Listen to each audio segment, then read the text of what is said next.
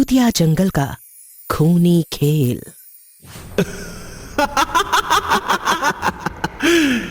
तुम दोनों इस भूतिया जंगल में फंस चुके हो।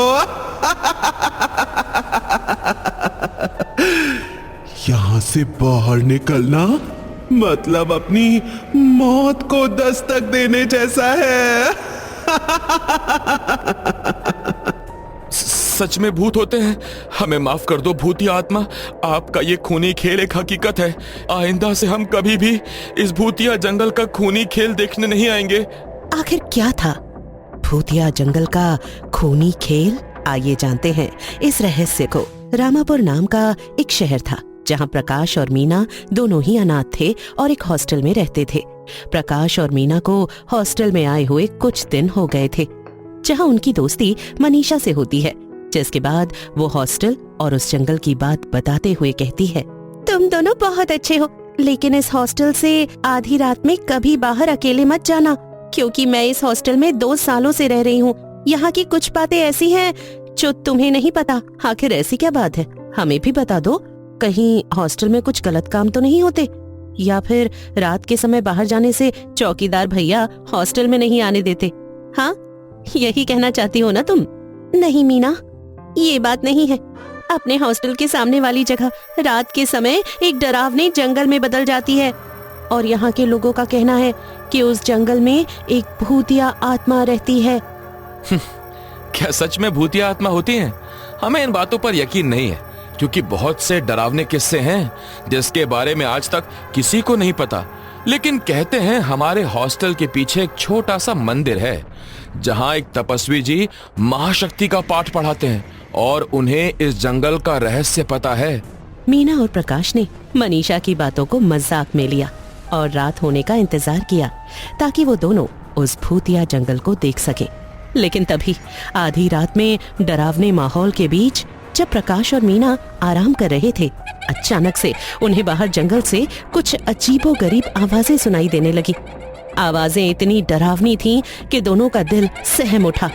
तभी मीना ने चौंकते हुए कहा, प्रकाश, ये आवाजें क्या है? ऐसा लग रहा है मानो कोई हमें पुकार रहा हो। कहीं वो खाली जगह पर जंगल तो नहीं बन गया? हमें जाकर देखना चाहिए, क्या पता उस जंगल को देखने का अवसर हमें भी मिल जाए। वैसे भूतिया आत्मा होती है या नहीं, ये तो हमें जंगल में जाकर ही पता चलेगा। तो फिर देर किस बात की? चलो आखिर हम भी तो देखें क्या खासियत है उस जंगल की। लेकिन हमें सबकी नजरों से छुपकर जाना पड़ेगा। दोनों अपने अपने मोबाइल की टॉर्च जलाकर धीरे धीरे हॉस्टल से बाहर निकलकर उस भूतिया जंगल की ओर बढ़ने लगे। रात का अंधेरा गहरा होता जा रहा था। ठंडी हवा ने उनके रोंगटे खड़े कर दिए थे और हर कदम पर उनके दिल की धड़कन तेज हो रही थी। जैसे ही वो जंगल के पास पहुंचे, अंदर जाने से पहले उन्हें खून से लिखा हुआ लकड़ी का बोर्ड दिखा, जिसे देखकर मीना ने प्रकाश से कहा, प्रकाश, इस जंगल में कुछ तो खासियत होगी, तभी तो जंगल के अंदर जाने से पहले इस बोर्ड पर लिखा है, आपका स्वागत है। भूतिया जंगल का खूनी खेल देखने के लिए तैयार हो जाओ। रुक जाओ मीना, हमें इस तरह अंदर नहीं जाना चाहिए। क्या पता मनीषा सच बोल रही हो। इस जंगल के बारे में मुझे यहाँ पर कुछ भी ठीक नहीं लग रहा है। ऐसा लग रहा है हमारे अंदर जाते ही कोई चुड़ैल या आत्मा हम पर हावी हो जाएगी। हो प्रकाश, तुम दूसरों की बातों पर इतनी जल्दी विश्वास मत किया करो। बहुत मजा आने वाला है। इस जंगल के अंदर जाएंगे तभी तो पता चलेगा आखिर खूनी खेल किस तरह का होता है। मीना प्रकाश की बातों को नजरअंदाज कर देती है। तभी जंगल के अंदर प्रकाश को महसूस होने लगा मानो कोई उनकी हर हरकत पर नजर रख रहा हो। कुछ देर के बाद अचानक उन्हें सामने एक पुरानी टूटी फूटी खंडहर हवेली नजर आई, जिसकी खिड़कियों से हल्की हल्की रोशनी बाहर आ रही थी। जंगल के हर एक पेड़ से खून निकल रहा था। सभी ओर इंसानों के कंकाल बिखरे थे, जिसे देखकर प्रकाश ने मीना का हाथ पकड़ते हुए कहा, शायद हमें यहाँ से वापस चलना चाहिए। ये जगह बहुत खतरनाक लग रही है।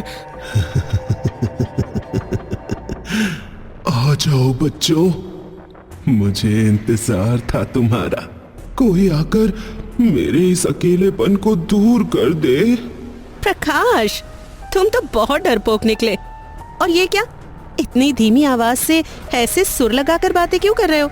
मुझे पता है ये तुम्हारी बेवजह की हरकतें हैं, ताकि मैं डरकर यहाँ से भाग जाऊं। नहीं मीना, मैंने सच में कोई आवाज नहीं निकाली। प्रकाश और मीना आपस में बातें कर ही रहे थे कि तभी अचानक हवेली के अंदर से किसी के चीखने की आवाज सुनाई दी। ये चीख इतनी भयानक थी कि मीना और प्रकाश कांप उठे। अब उनके पास दो ही रास्ते थे, या तो वो वहां से भाग जाते या अंदर जाकर उस चीख का रहस्य जानने का प्रयास करते। दोनों ने हिम्मत जुटाकर हवेली के अंदर कदम रखा और अंदर का नजारा और भी डरावना था, जिसे देखकर प्रकाश मीना से कहता है, यहाँ से कितनी गंदी बदबू आ रही है। ऐसा लग रहा है किसी का मांस जलाया हो। कुछ तो राज जरूर है इस भूतिया जंगल का। सही कहा प्रकाश तुमने। वैसे इस हवेली में कोई तो रहता होगा, वरना यहाँ इस तरह रोशनी नहीं दिखती। हो सकता है कोई भूतिया आत्मा यहाँ कई सालों से निवास कर रही हो। मीना, मेरे कंधे पर देखो, खून टपक रहा है। ये खून कोई मामूली खून नहीं है, बल्कि सबसे अलग है, जो ऊपर से उस पुराने झूमर से टपक रहा है। ये मंजर देखकर प्रकाश और मीना बहुत ज्यादा डर चुके थे। उन्हें समझ नहीं आ रहा था कि अब उनके साथ क्या होने वाला था, परंतु दोनों ने हिम्मत नहीं हारी और उन खौफनाक चीजों का सामना करते हुए आगे बढ़े। जहां उन्होंने दीवारों पर खून के धब्बे, फर्श पर पुराने जले हुए कागज और हर तरफ मकड़ियों के जाले देखे। जैसे ही वो आगे बढ़े, एक पुरानी पेंटिंग पर उनकी नजर पड़ी। पेंटिंग में एक अजीब चेहरा था जो उन्हें घूर रहा था, मानो उसकी आंखों में कोई गुस्सा और दर्द छिपा हो। और तभी पीछे से एक भयानक आवाज आई।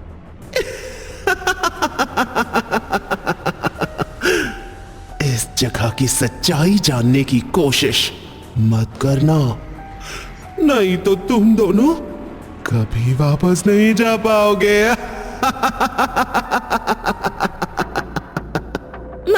मनीषा ने सही कहा था, ये जगह वाकई में बहुत डरावनी है, लेकिन हमें कैसे भी करके यहाँ से निकलना होगा। नहीं निकल पाओगे यहाँ से। तुम्हें पता होने के बावजूद भी तुम दोनों यहाँ आए।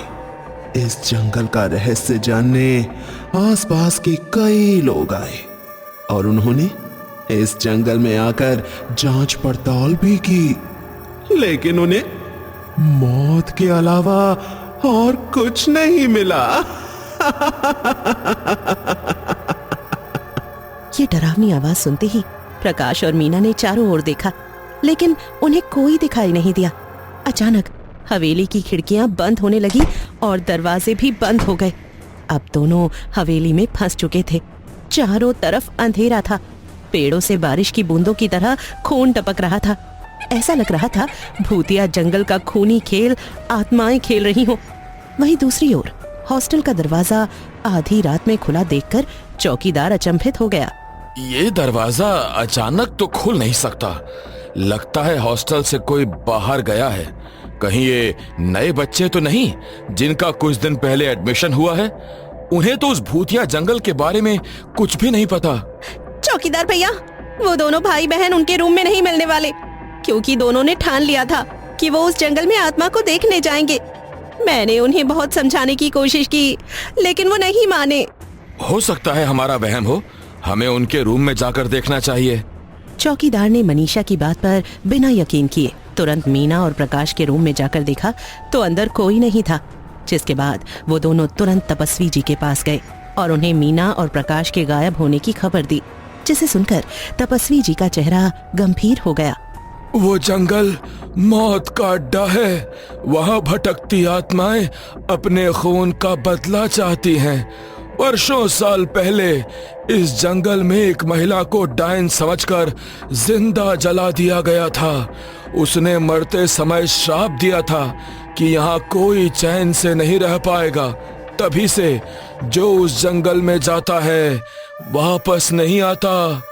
अगर उस आत्मा ने दोनों को मार दिया तो वो भूतिया आत्मा उन दोनों का कुछ नहीं बिगाड़ सकती, क्योंकि मैंने इस हॉस्टल के जल में अपनी विद्या शक्ति से कुछ शक्तिशाली पाठ पढ़कर वश में किया है। क्योंकि मैं बेहतर तरीके से जानता था कोई बच्चे तो ऐसे आएंगे जिन्हें उस जंगल के बारे में जानने की इच्छा अधिक होगी। हमें बिना समय गवाए उस जंगल में पहुंचना होगा, इससे पहले कि सुबह हो जाए। मनीषा की विनती के बाद चौकीदार और तपस्वी जी साहस जुटाकर उस भूतिया जंगल की तरफ जाने लगे। वहीं दूसरी ओर प्रकाश और मीना ने उस भूतिया आत्मा का सामना करते हुए कहा, भूतिया आत्मा, तुम जो भी हो सामने आओ, हम तुम्हें देखना चाहते हैं।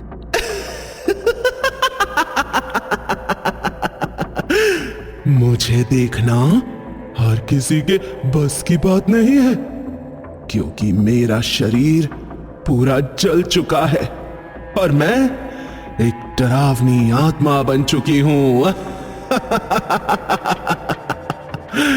एक ऐसी आत्मा जिसे देखकर हर कोई तड़प तड़प कर मर जाता है या फिर डरते हुए अपने होश खो देता है। हम कैसे यकीन करें तुम्हारी बात पर? क्या तुम सच में भूतिया डरावनी आत्मा हो या फिर ऐसे ही हमें डरा रही हो? सामने आओ हमारे। मीना के इतना कहने के बाद उनके शरीर पर अचानक घाव होने लगे। हवा तेज हुई और तभी एक जली हुई खून से लथपथ भूतिया आत्मा उनके सामने आई, जिसे देखकर दोनों बेहोश हो गए। वहीं दूसरी ओर ध्यान से चलना, इस जंगल में हर कदम सोच समझ कर रखना होगा। उस आत्मा ने अब तक कई लोगों को मारा है और वो आसानी से किसी को नहीं छोड़ेगी। जैसे ही उन्होंने जंगल के अंदर कदम रखा तो चारों ओर अजीबोगरीब चीखें सुनाई देने लगी। पेड़ों से खून की बूंदें टपक रही थीं और हर जगह से एक डरावनी हंसी सुनाई दे रही थी। अचानक एक जगह पर एक साया आया जो भूतिया आत्मा का था। उसका चेहरा जला हुआ था और उसकी आंखों में एक अजीब सी चमक थी। जैसे ही उसने तपस्वी जी की ओर देखा तो उसने कहा, तू भी मेरे खेल में शामिल होने आया है? हाँ तपस्वी, तेरी शक्तियां भी इस जंगल में मेरी शक्तियों के सामने कुछ नहीं है। मुझे तुम्हारी कहानी पता है। तुम्हें इस दुनिया से मुक्ति चाहिए तो अपने गुस्से को छोड़ दो। नहीं, मुझे इंसानों से बदला चाहिए। किसी ने भी मेरी पीड़ा नहीं समझी। इस जंगल में जो भी आएगा उसका खून बहना निश्चित है। तभी मनीषा और चौकीदार ने जंगल में आगे बढ़कर प्रकाश और मीना को खोजने की कोशिश की। तभी चौकीदार की नजर एक पेड़ के नीचे पड़ी जहां खून से सने प्रकाश और मीना बेहोश पड़े हुए थे। उसने उन दोनों को होश में लाने की कोशिश की।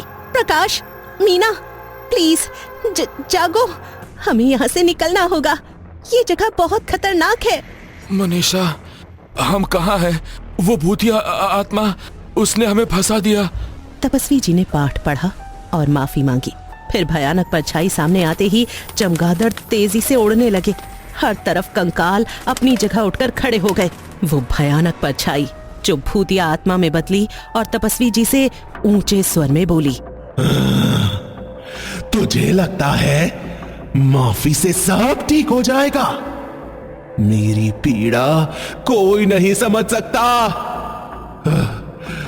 इस शहर के सारे लोगों ने मुझ पर जो गंभीर आरोप लगाए हैं, मैं उन्हें कभी भूल नहीं सकती।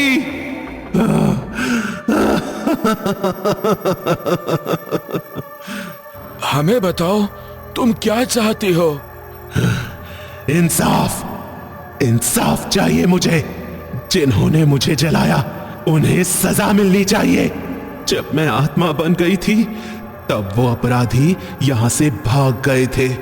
उसी दिन से मैंने ठान लिया था कि मैं उनको सजा दिलाकर ही मुक्ति पाऊंगी। तपस्वी जी ने वादा किया कि उसे न्याय मिलेगा। ये सुनकर आत्मा गायब हो गई और सभी सही सलामत बाहर निकल गए। कुछ समय बाद तपस्वी जी ने उस अपराधी को ढूंढकर पुलिस के हवाले कर दिया। जब दोषी को सजा मिली तो जंगल से अजीब घटनाएं भी खत्म हो गई। मीना और प्रकाश को अब यकीन हो गया था कि भूत आत्माएं सच में होती हैं। कहानी से सीख। आत्माओं की शांति के लिए इंसाफ जरूरी है। तपस्वी जी ने ये समझाया कि यदि किसी आत्मा को न्याय नहीं मिलता तो वो शांति नहीं पा सकती।